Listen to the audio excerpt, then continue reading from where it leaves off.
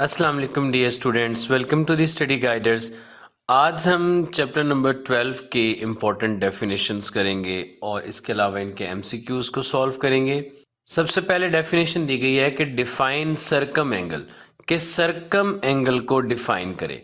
तो जो angle subtended bye arc of the circle, एक आर्क जो सर्कल बनाती है किसके साथ, at the circumference of the circle, circle के सर्कमफेरेंस के साथ, उसको हम कहते हैं सर्कम एंगल।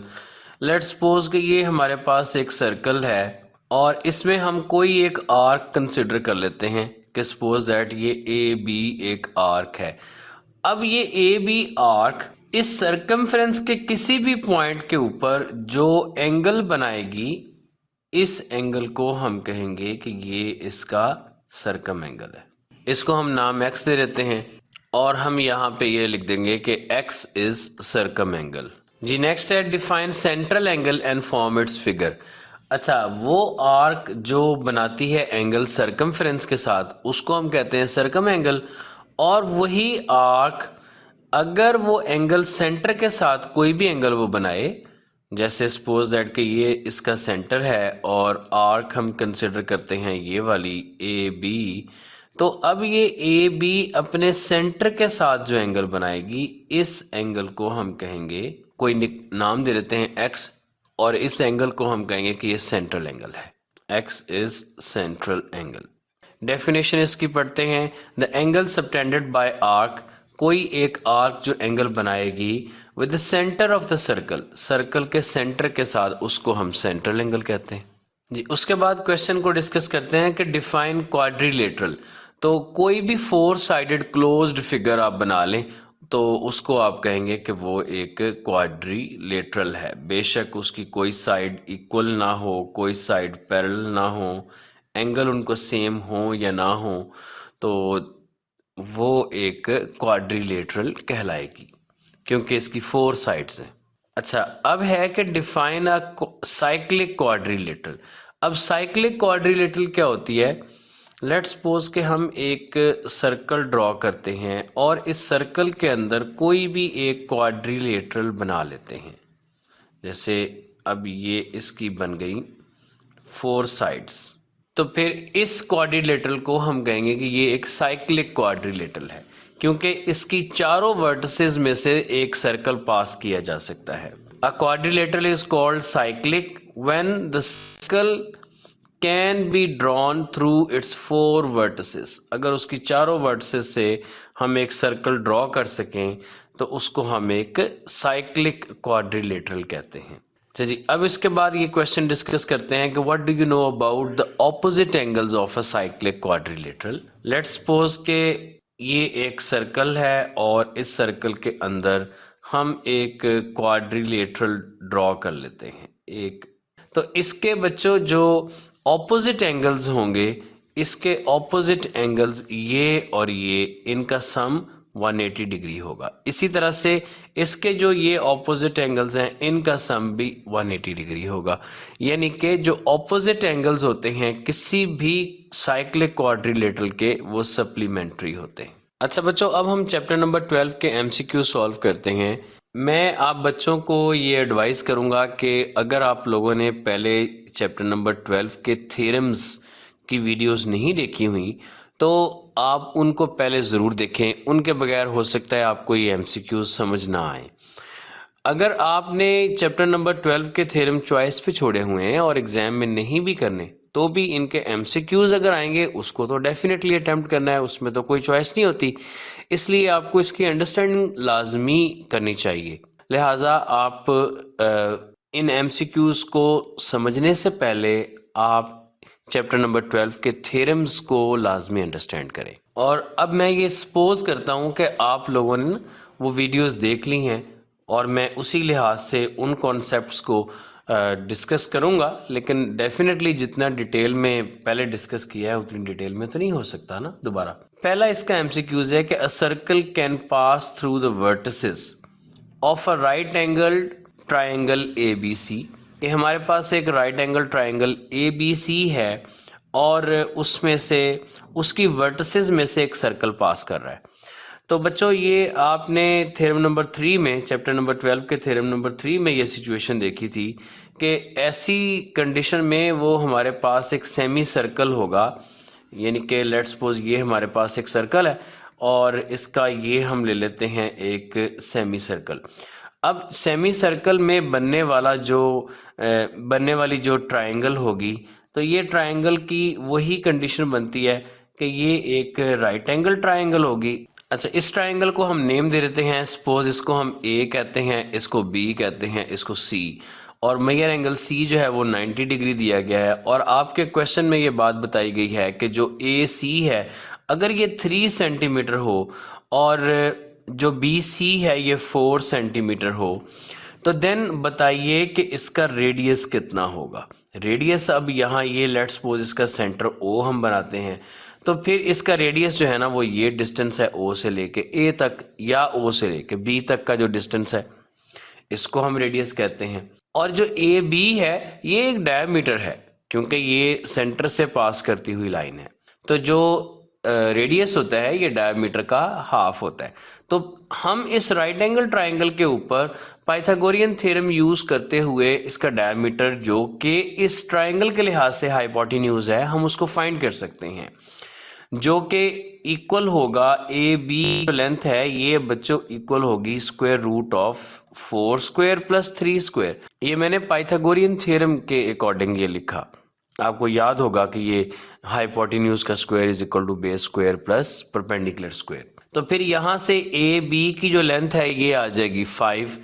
तो जब ए बी टोटल लेंथ जो है ये 5 आएगी, तो जो डायमीटर अगर 5 सेंटीमीटर है तो देन इसका रेडियस जो है ये 2.5 सेंटीमीटर यानी कि उसका हाफ होगा। तो यहाँ पर ये ऑप्शन नंबर सी इसका ये गिवन है। जी बच्चों, एमसीक्यूज नंबर 2 में देखें, इसमें कहा गया है कि the central and the inscribed angle stand on the same arc A B then. अब अगर ये सेम आर्क ए बी के ऊपर हैं तो इट्स मीन दैट कि ये ओ इसका सेंट्रल एंगल है और ये एंगल 1 जो है ना ये इसका सर्कम एंगल है। तो इस लिहाज से ये जो एंगल नंबर 2 है ये मेजरमेंट में डबल होगा किससे, एंगल नंबर 1 से, लिहाजा ये ऑप्शन नंबर डी इसका बनता है करेक्ट। अच्छा जी, नंबर 3 को देखें तो in the adjacent figure measure angle 3 is 75 degree, और ये जो मेजर एंगल 3 है ना ये एक सेंट्रल एंगल भी है।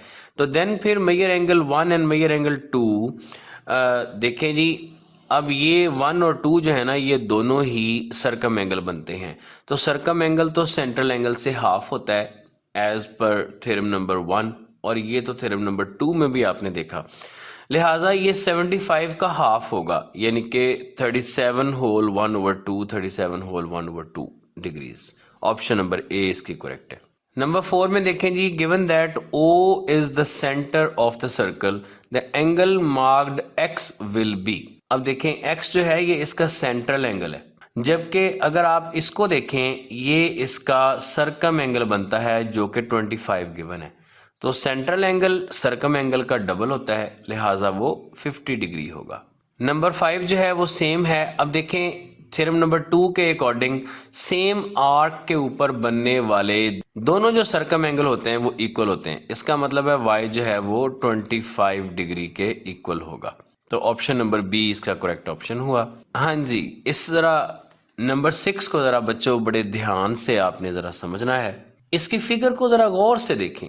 ये एक क्वाड्रिलेटरल है जो कि अंदर बनाई गई है सर्कल के, लेकिन ये साइक्लिक क्वाड्रिलेटरल नहीं है, लिहाजा इसके ऑपोजिट एंगल का सम जो 180 वाला आपने पढ़ा है ये वो नहीं है, क्योंकि जो इसकी वर्टेक्स ओ है वो सर्कमफेरेंस के ऊपर नहीं, वो सेंटर के ऊपर है। लेकिन जो इसमें कंडीशंस गिवन है उसके अकॉर्डिंग ABN जो है वो एक स्ट्रेट लाइन है, और आपको पता है कि जो स्ट्रेट लाइन का एंगल होता है टोटल, एक स्ट्रेट लाइन उसका जो टोटल एंगल होगा वो 180 डिग्री होता है। लिहाजा यहाँ पर ये जो एंगल B और 64 है, B प्लस 64 डिग्री ये इक्वल टू 180 डिग्री हुआ, और यहाँ से हम इसको कैलकुलेट कर सकते हैं कि जो एंगल B है ये 180 से 64 माइनस कीजिए तो ये 116 डिग्री आ जाएगा।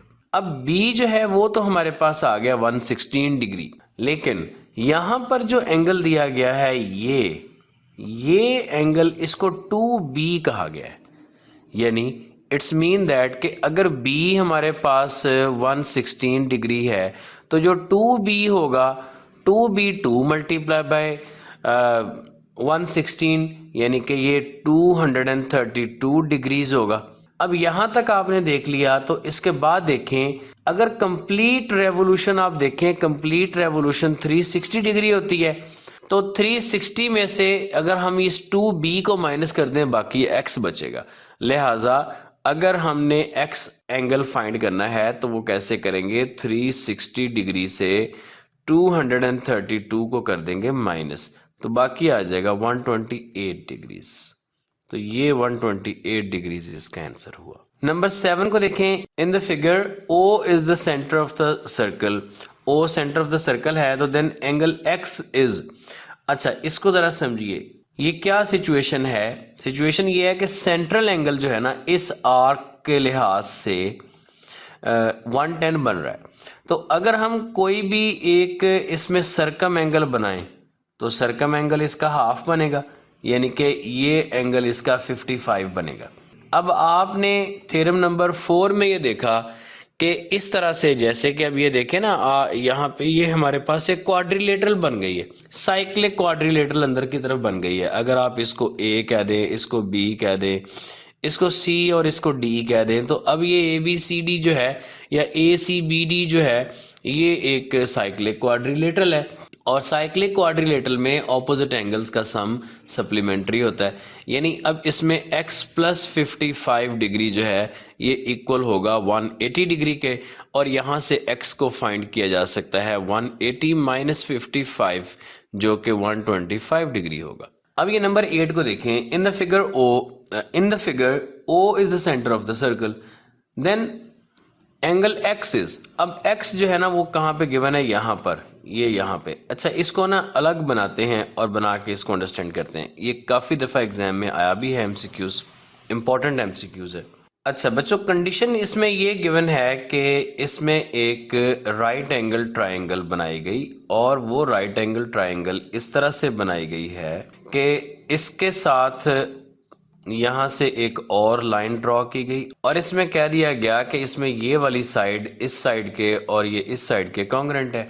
तो ये अगर एक, और यहाँ पे ये इसका सेंटर है, अगर ये बच्चों इक्विलेटरल है तो इक्विलेटरल का एंगल जो है वो 60 डिग्री होता है, इधर भी 60 हो गया, ये भी 60 हो गया, ये भी 60 हो गया।